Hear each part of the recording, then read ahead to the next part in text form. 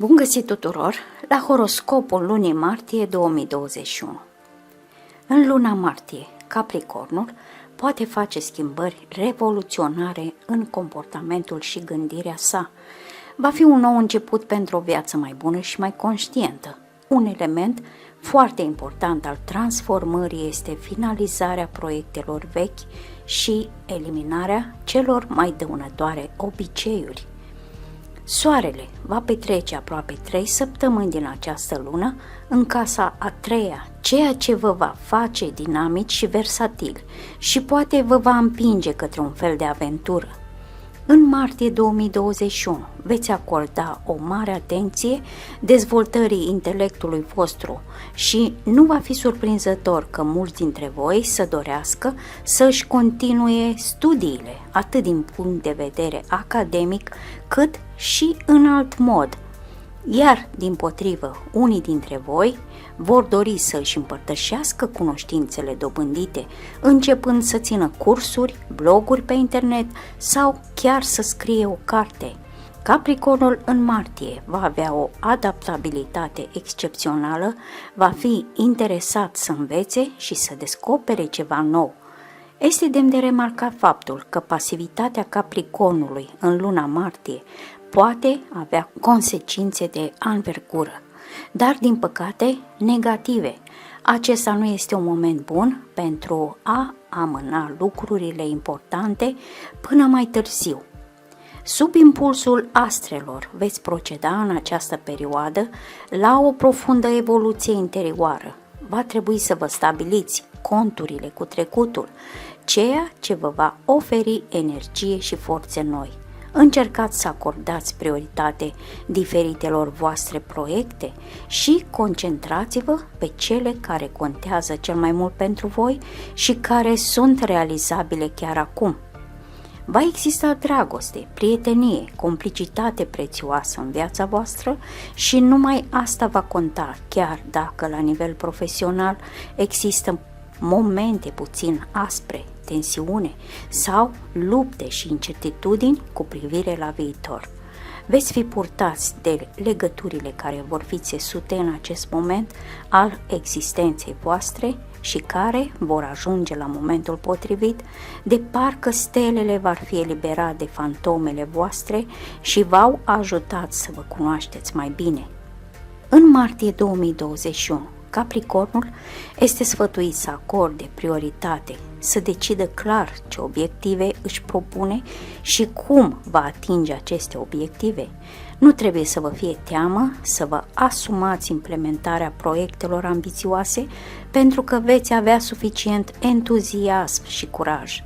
În martie 2021, faptul că absorbiți informații noi ca un burete vă va ajuta foarte mult. Pentru a obține mai mult, folosiți toate sursele disponibile. Începutul lunii este o perioadă bună pentru a stabili relații cu rudele, vecinii și oamenii pe care îi iubiți, cu care nu ați vorbit de mult timp. Îngropați securea războiului și dați drumul trecutului. E posibil ca în luna martie Capricornul să trebuiască să aibă grijă de sănătatea membrilor familiei. Fiți pregătiți să aveți grijă de cineva în caz de boală. Este de asemenea posibil ca, în semn de recunoștință, Capricornii să fie ajutați să găsească un nou loc de muncă bun și să urce pe scara carierei. În martie 2021, Capricornii sunt de asemenea încurajați să găsească timp pentru creativitate. Este recomandabil să o faceți în compania persoanelor apropiate. Acest lucru va avea un efect pozitiv asupra legăturii voastre cu aceștia. O influență pozitivă va fi observată și în domeniul profesional, unde veți deveni mai liniștiți, capabili să vă adaptați la circumstanțe noi. În timp ce vă aflați în această stare, merită să încercați să obțineți o mărire de salariu. Acum ar fi momentul perfect pentru aceasta. Mizați pe echilibru, bun simț, capacitatea de a fi organizator și lider. Cât privește dragostea, începutul și mijlocul lunii vor fi intense. Noi cunoștințe plăcute și întâlniri interesante așteaptă Capricornii. Simpatia în această perioadă se poate transforma rapid în ceva mai mult. În ochii altora, Capricornul în martie 2021 va deveni fermecător și incredibil de atractiv. Abilitatea de a spune lucrurile potrivite la momentul potrivit va juca un rol important. În sfera socială, reprezentanții acestei zodii vor fi la maxim, ceea ce va avea un efect pozitiv asupra vieții lor personale. Dar dacă doriți să construiți o relație romantică puternică, astrele vă sfătuiesc să nu grăbiți lucrurile și să vă bucurați deocamdată de comunicare. Va aduce de asemenea plăcere, indiferent dacă purtați o conversație față în față cu o persoană sau de la distanță, de exemplu prin telefon, prin corespondență sau pe internet. Dacă nu aveți chef de o relație serioasă, fiți deschiși la aventuri. Este posibil ca la începutul lunii martie Capricornii să decidă asupra intimității fizice cu un prieten sau cunoștință care este mult mai în vârstă sau mult mai tânăr decât ei. Nu este nimic în neregulă cu faptul că acum încercați să vă distrați, să obțineți noi impresii și emoții pozitive. Totuși, acest comportament va afecta familia. Astrele recomandă Capricornului care este implicat într-o relație să se abțină.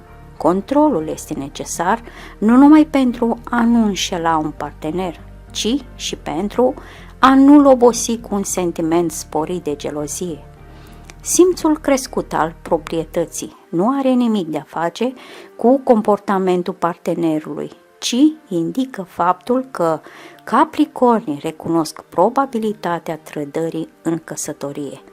Pentru a menține o relație, concentrați-vă pe modul în care o puteți armoniza. Sfârșitul lunii va fi relativ calm. Cei ale căror inimi sunt ocupate se vor putea bucura de liniște sufletească și partenerul va încerca să susțină Capricornul în toate. Părinții și ceilalți membri ai familiei vor lua aceeași poziție și este posibil că vă vor sprijini în noi eforturi, inclusiv în cele legate de îmbunătățirea condițiilor de viață. Tinerii ar trebui să folosească această perioadă a lunii martie pentru a-și prezenta partenerul rudelor. O logodnă în această perioadă este o idee bună. La începutul lunii martie, sfera financiară va intra în prim plan. Acum, mai mult ca oricând, te gândești sobru, ghidat de practicitatea ta, precum și de dorința de a pune în aplicare idei interesante. Acum este un moment minunat pentru a construi capital. Problema banilor vă va ocupa toate gândurile, va deveni subiectul principal al conversației acasă.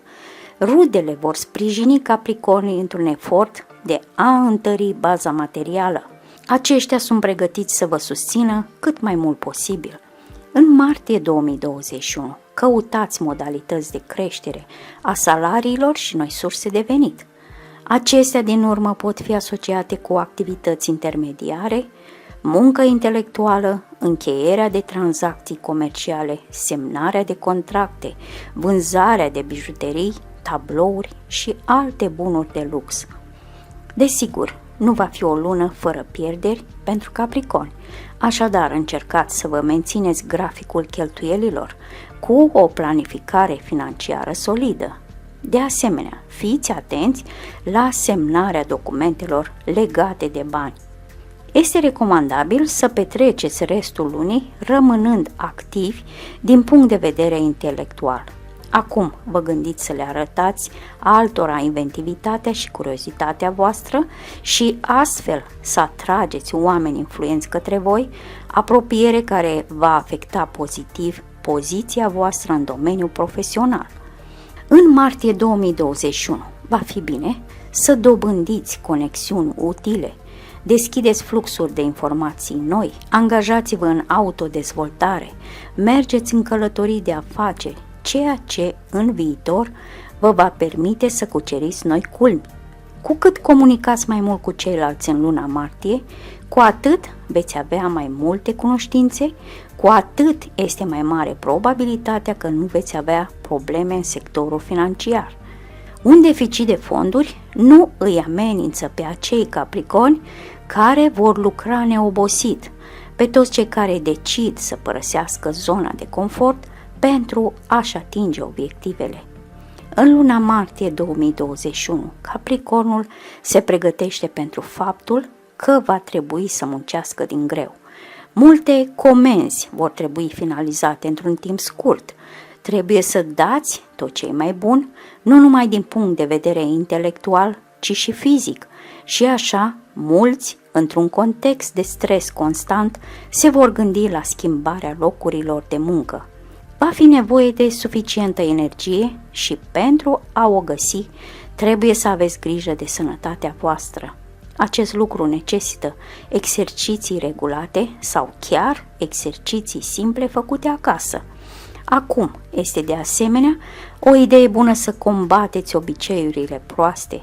Dacă aveți ceva timp liber, înscrieți-vă la o sală, începeți să vizitați un terapeut sau faceți masaj. Martie 2021 este momentul pentru măsuri preventive pentru a minimiza riscul de exacerbare a bolilor cronice. La sfârșitul lunii, odată cu luna plină, Capricornii se pot aștepta la noutăți, evenimente fatidice, care le vor afecta în primul rând domeniul profesional.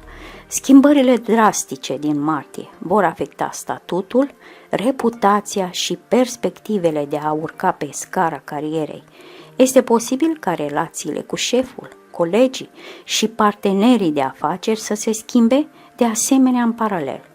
Așadar, pregătește-te să ieși din zona ta de confort.